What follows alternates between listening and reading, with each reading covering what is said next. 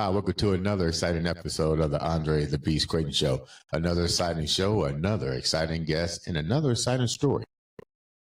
Where are we going today? Let's talk about entrepreneurship. And this beautiful lady's journey into creating an award-winning brand out of no experience. And I know you're probably going, Andre, what do you mean? Let's talk about cooking and creating a charcuterie board. I believe that's how you say the pronunciation. But no culinary art skills at all.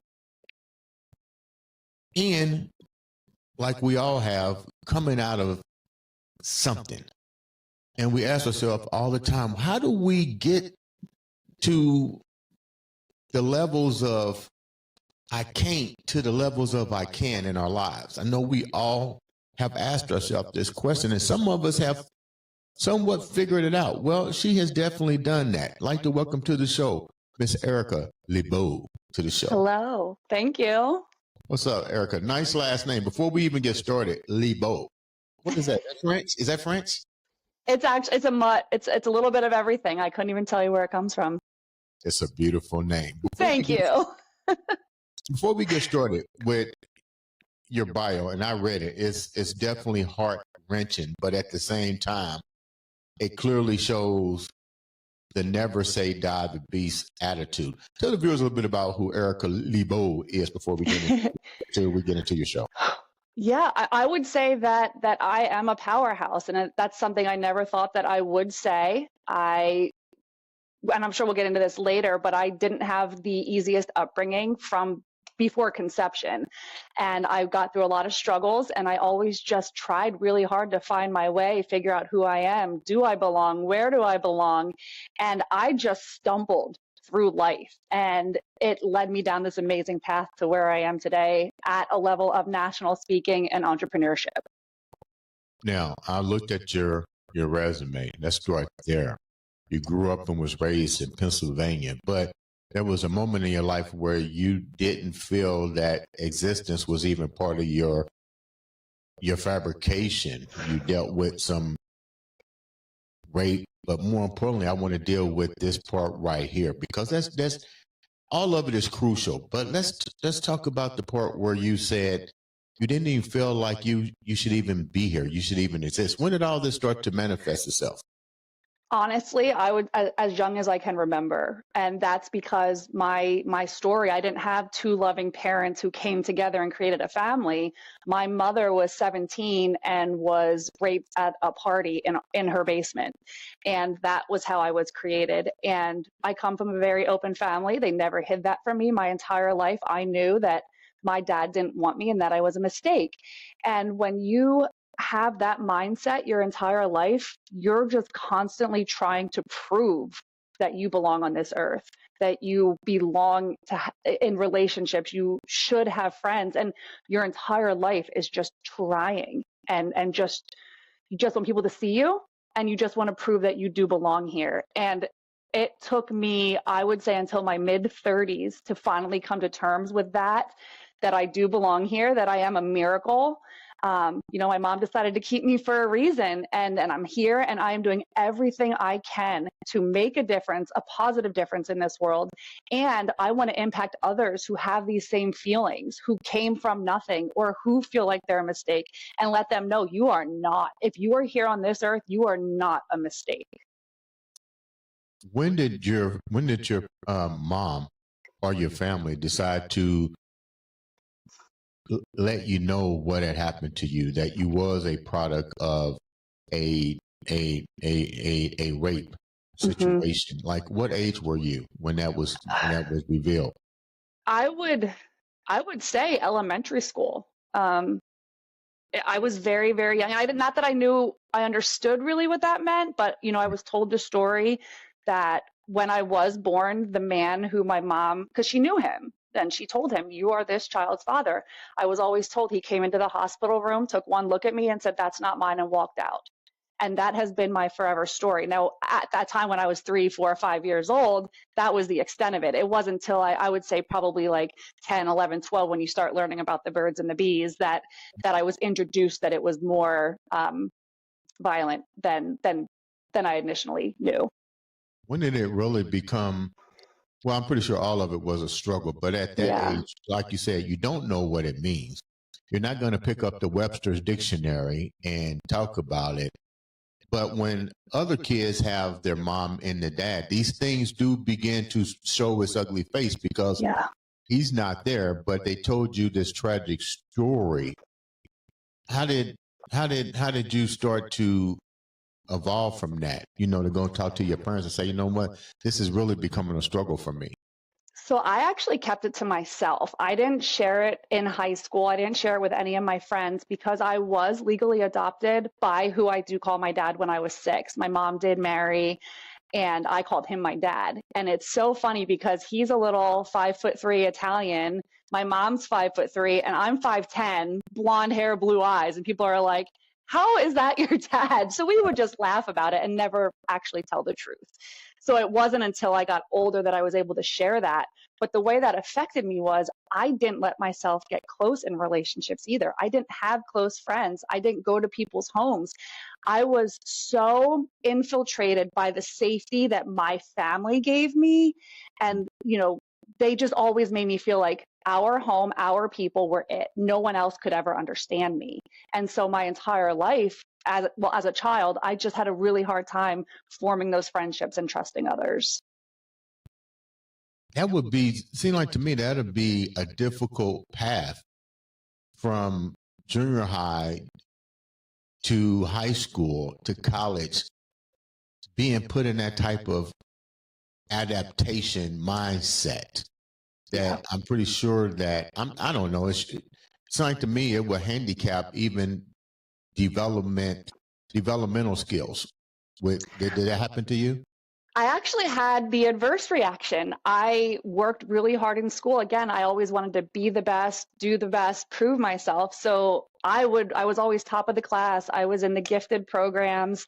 I was involved in school plays. I started working as soon as I turned 16. And I just always pushed myself really, really hard to prove to myself and to my family that I am somebody.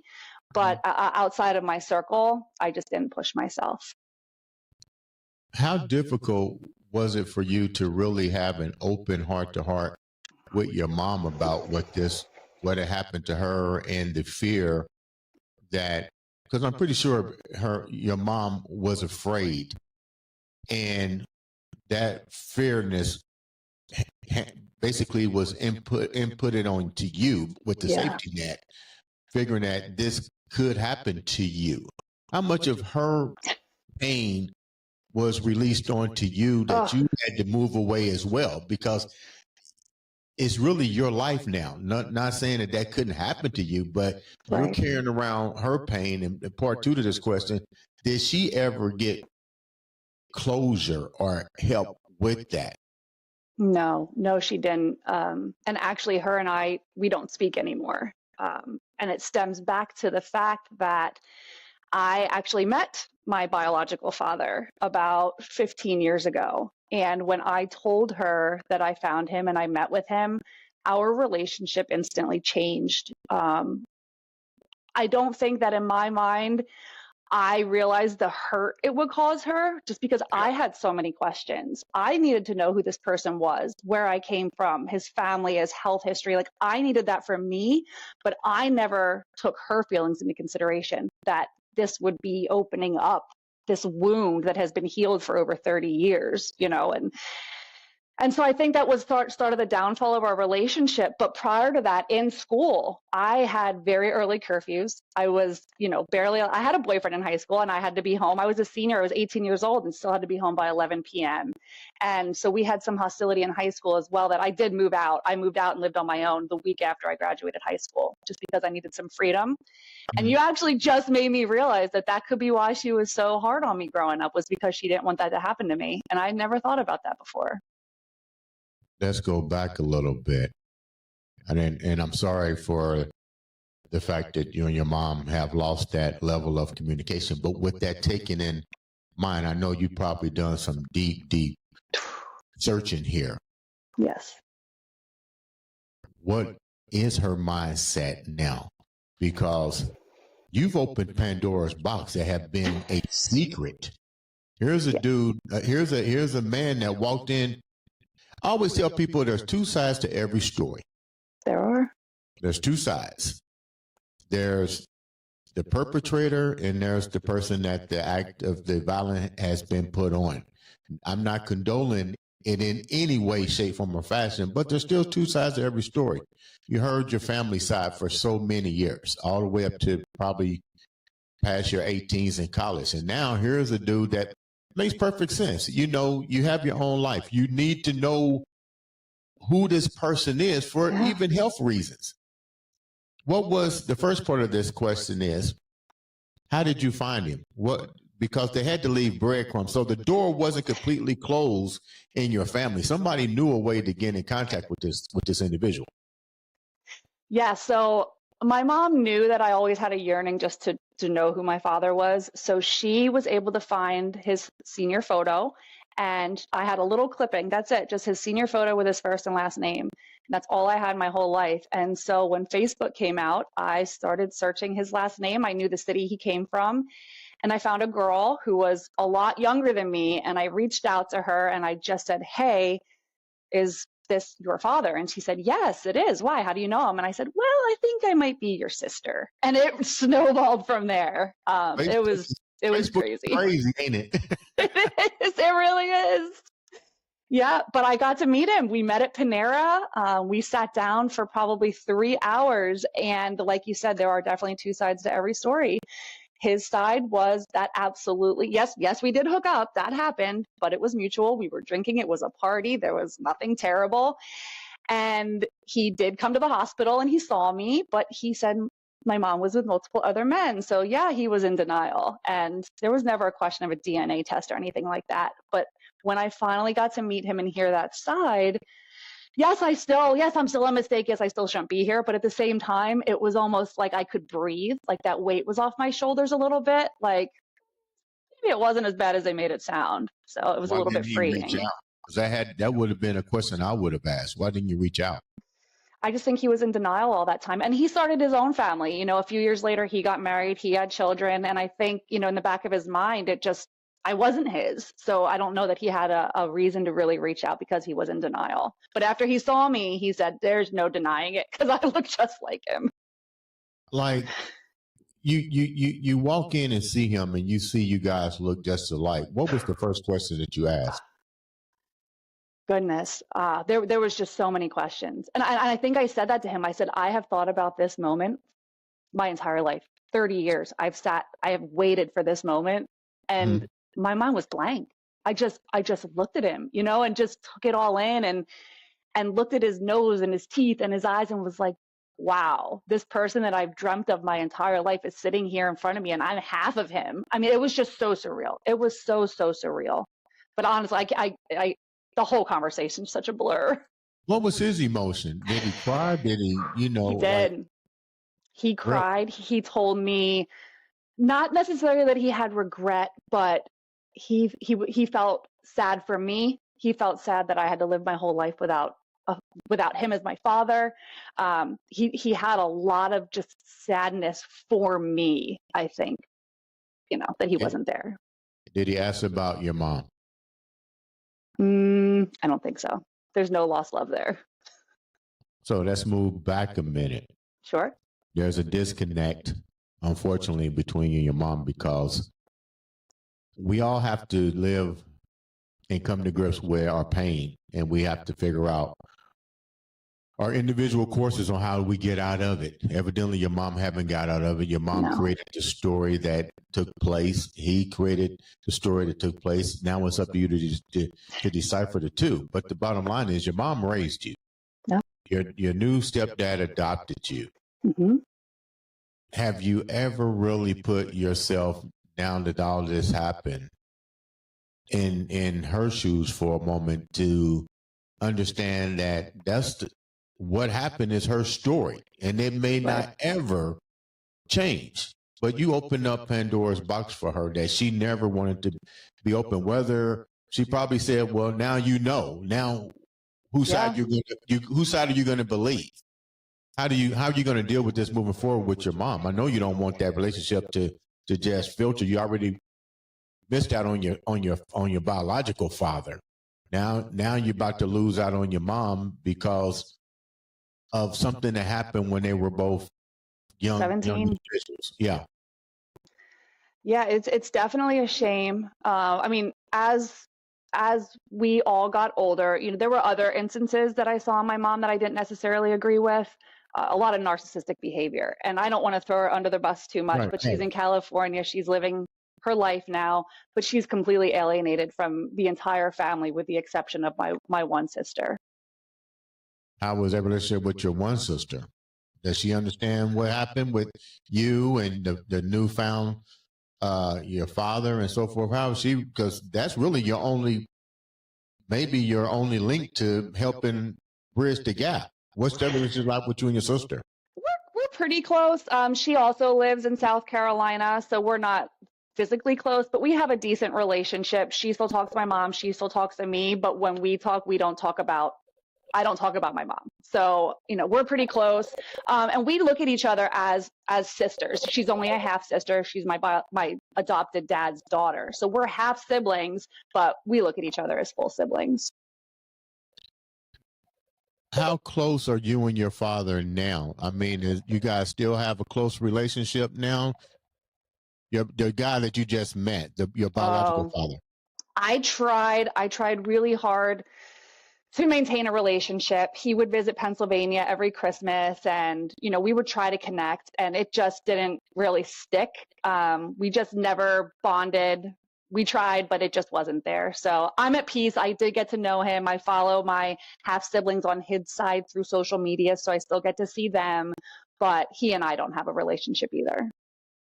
Now, I'm pretty sure you said he's moved on and married and so forth, but have you shared your journey with your father with them on the story that everything that happened to you, or have they asked, or you just decided to just allow it to just not even enter into his new family structure? Yeah, I didn't. I met two of the girls. I met his new wife, and I didn't get into any kind of detail. I don't know what he told them. I don't know what the story was, but I didn't feel like it was in my place, so that I didn't share any of that with them. Let's move forward a little bit. You wind up becoming an entrepreneur with charcuterie boards. Yes. No culinary art school, nothing of that sort. What were you doing prior? Let's just go back a minute. What were you doing prior to coming into the entrepreneur part of doing charcuterie boards? What's your occupation? I'm a side hustler. I'm a side hustler. I want to make money. And so I've always, whether I had a full-time job or part-time job, I've had 3 jobs. I've always tried to create something. I had a mascot business, a face painting business. I do whatever I can to make money. But when I came up with the charcuterie business, that was actually out of desperation. I was in a job that I was epically failing at. The only job I've ever had, I knew I was failing at. And I had to figure something out before I was let go. And it was the new year, I think January 6th or 7th, and I was sitting on the sofa with my husband, and I said, I don't know what I'm going to do. I need to figure something out. And he's like, well, we just made that charcuterie board at the holidays. What about something like that? And this was during COVID.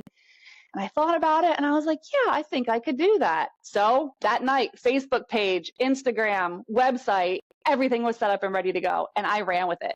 And I watched YouTube videos. I taught myself, and it just kind of blew up from there.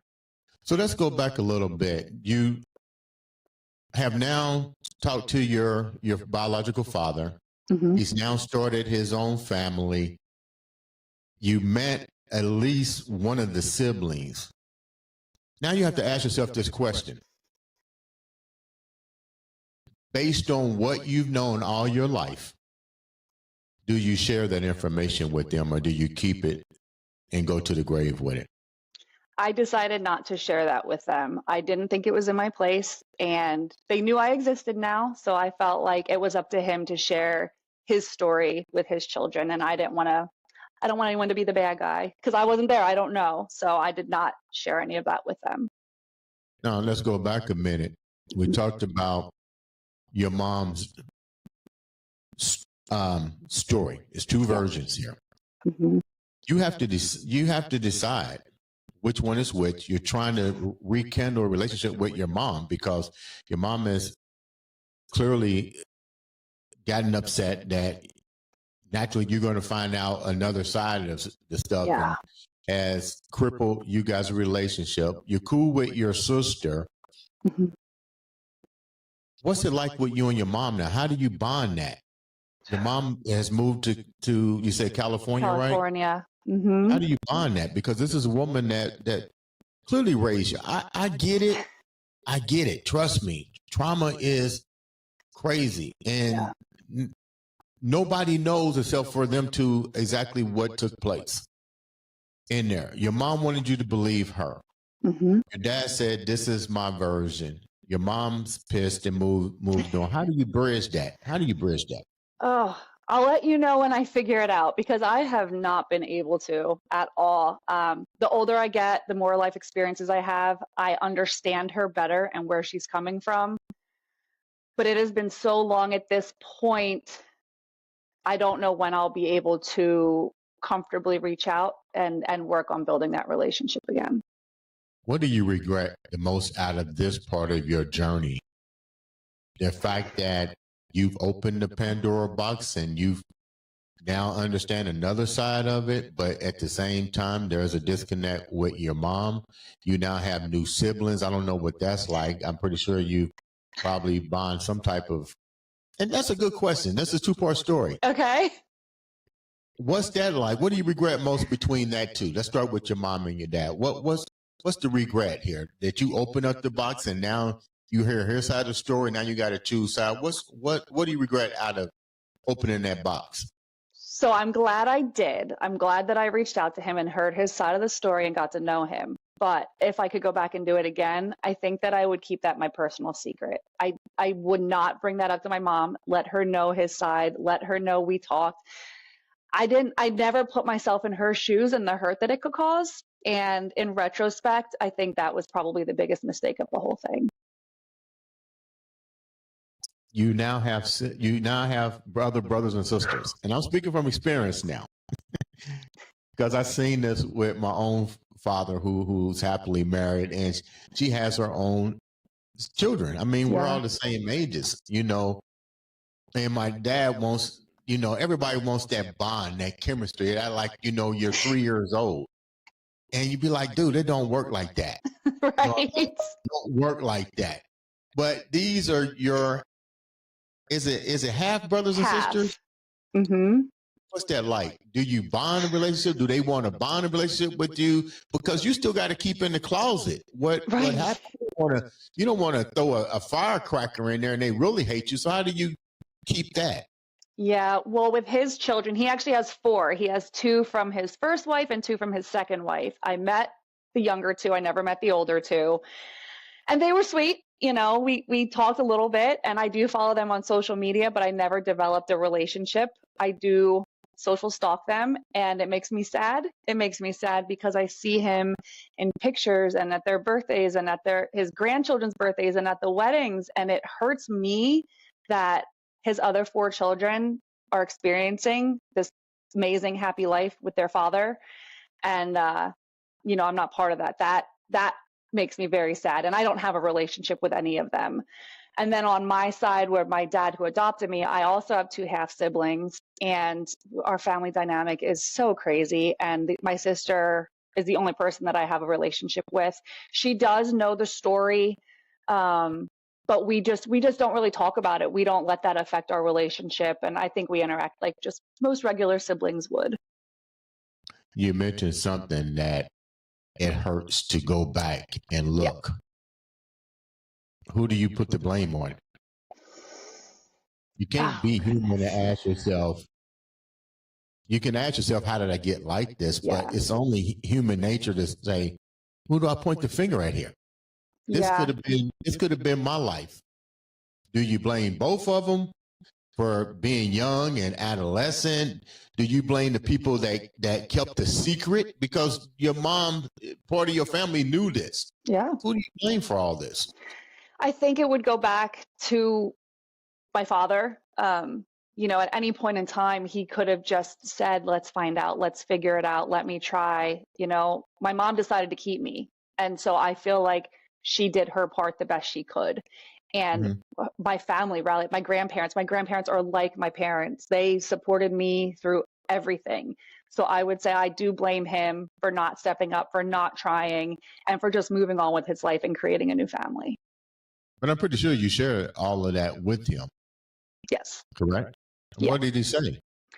I think that's when he started to tear up. He realized the pain that he caused the life that he created. And, it's hard to see a man cry. It's very, very hard. And to see him sit across from me in Panera with tears in his eyes with, I guess, regret. It was hard to watch, but at the same time, it kind of felt good. Like you got a taste of it. You don't have a taste of what's going through me. So yeah, a little bittersweet, I guess. But you guys now have a somewhat of a relationship, I take it. My father? Yeah. No, we don't have a relationship. It just kind of fizzled out. How does that make you feel that it fizzled out after you've done all of this research? Yeah. All of this trial and tribulation, and now your mom is bitter. I mean, what's that like now? It hurts because I have 3 children. And now they have this grandfather that they'll never know. They have these aunts and uncles that they'll never know. And so that makes me sad too. It's not even just about me anymore. It's about this family that I've created. And it's so hard when I have my biological mother and father who I don't speak to. And my closest parent is the man who adopted me when I was 6 years old. He's the only one that's still in my life. Like my parents are non-existent. And I feel bad for myself. I have a lot of self-pity that I try to look past, but now it's starting to trickle down more into my kids and then my kids' kids. Like this is just going to be that never ending cycle of we never knew this person that all of our lives came from. So that's really hard. Do you ever ask yourself that maybe the universe put it there for a reason? And what is the bigger picture here for you? I am a huge believer in everything for a reason. The universe, it all happens the way it's supposed to. And I would not be the person that I am today if I didn't go through that story, if I didn't live that life. The first half of my life was I don't know if I can swear, but first half of my life was a bitch. And it took me until my 30s to get my act together, to start acting like an adult, to start realizing like, you're wasting your life. What are you doing? And now I'm on this trajectory that is insane. And I wouldn't be living this life if I didn't live that life. What do you mean when you were saying you was acting reckless or not doing what you're supposed to do? I was a mess. You have to give us all the details, but what was a mess? So like I said, I moved out the week after I graduated high school. I lived with a drug dealer. It was a really bad situation. As soon as I turned 21, I got married, got pregnant, started a family. I had nothing. I was working as a waitress. I was trying to be a model. I was working as a teacher's aide. I was a mascot. Like I was just all over the place. And I brought 2 kids into the world in my early 20s with zero plan, on food stamps, on WIC, standing in line at the food bank, just trying to just get by. I was like a child playing house. That was what it was like. And again, it wasn't until I was in my 30s and I found that I'm remarried, and he is the person that completely changed my life, helped me figure my mind out, and just really put me on a path that where I'm living my best possible life. What did he do when you say put you on a path? Explain that a little bit without going too deep. Yeah, he's just an amazing man. He is 7 years older than me, which is what I think I need. I'm kind of an out there person. I'm the same person here that I am at work, that I am with my friends. I'm always the same person. And that person's a little out of control sometimes. I don't have a filter. I'm loud. I'm the one that's going to do the dare or anything stupid. That's just me. And I needed someone to ground me a little bit. And so he has that grounding presence where I bring out the fun in him. He keeps me grounded. And together we found God and we started going to church together. And we've now been together for 10 years and just have this amazing life together. And we're just so blessed. Congratulations on that. Thank you. Now, let's go to a lighter side. Okay. Speaker, and more importantly, an entrepreneur. Yeah. Serious entrepreneurship. Never been to culinary art school. No. And now have a successful business making charcuterie boards. How did all that come about? So I was, one of my side hustle jobs that I was trying to make work, I was failing at, and I knew I was failing at it. And I was in a do or die situation. It was the new year, it was COVID, and I was sitting on the sofa and I looked at my husband and I said, God, I don't know what I'm going to do. I need money. What are we going to do? And we had just hosted a party over the holidays. And he said, how about like charcuterie? You know, we put that board together. Everybody loved it. And I said, yeah, maybe we could do that. And just did a little bit of research, seeing what was around. That night, I had my Facebook page, my Instagram, my website, and I was up and running. Never made a charcuterie board outside of what he and I did for the holidays, threw some stuff together. And self-taught myself on YouTube, and it blew up from there. How long have you been doing it now? How long has the new business been running? 3.5 years. That's crazy. It is. It really is. Okay, so how did you know what to put on the charcuterie board? Only time I see charcuterie boards is, like you said, during holidays. I think my first exposure to knowing what it was my nephew always hosts Thanksgiving, and Roger always brings a charcuterie board. And I was like, man, what is that? And it has like all the different things. It's kind of cool. So how do you know how to really, let me go back. Sure. What was the toughest part on doing a charcuterie board to make it successful? Because there's tons of places that have charcuterie boards, or you can design one, but what makes yours different? What was the toughest part to get the recognition to be successful for 3 years? So the hardest part in the beginning for me was learning the artistry of it. Because you think you just throw some meat, some cheese, and crackers, and you have a board, but it's not like that. You know, there's different shapes, there's different places that you put everything. And I had put so much pressure on myself. I'd look at a picture and I tried to recreate it, and it never looked like that. And I would get so angry. And through the process of teaching myself, I actually created a course now where I teach how to make charcuterie boards. I've created the ABC of charcuterie. You know, I've created this whole concept as to how to do it. But as far as gaining traction in the beginning, I'm very integrated in our community. And so I would post on Facebook community pages, just do community outreach. I went to local businesses with little boxes and said, hey, you know, we're a brand new business in the area. We'd love if you could buy a box in the future. And it was just really community outreach, grassroots marketing that got us where we are. That sounds so cool, because you had to completely believe in this and you knew nothing about it, and you just took off like a thoroughbred. Yes. And got to move. The very first board I made that I got hired for, I cried. I said, I don't know what I'm doing. And I felt so guilty because someone was paying me $115 for this board. And I don't know what I'm doing. It was a mess. And now I whip them together like nothing.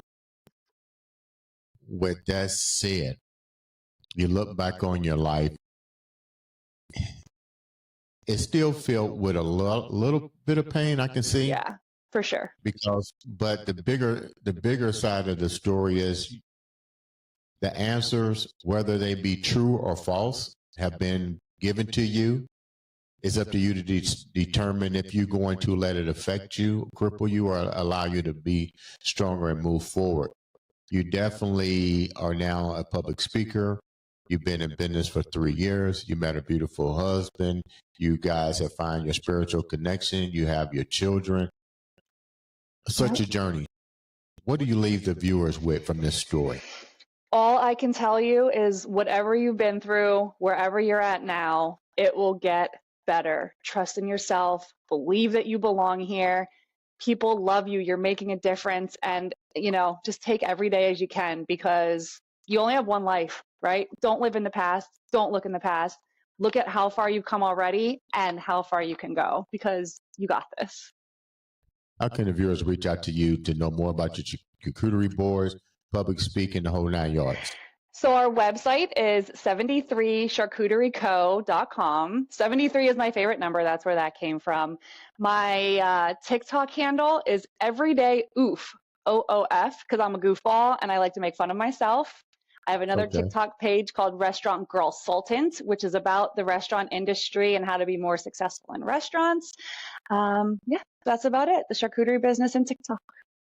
We're going to have you come back and talk about how to be successful in the restaurant business. I would love that. I think that's a good topic. We're going to have you come back. We're going to talk about that. You know what? Thank you so much for taking time, Erika, to come on and share such a beautiful story. Ladies and gentlemen, make sure you follow her. All it takes is a click of a button to make a friend or to learn some new information. This has been another exciting episode of the Andre The Beast Crayton Show.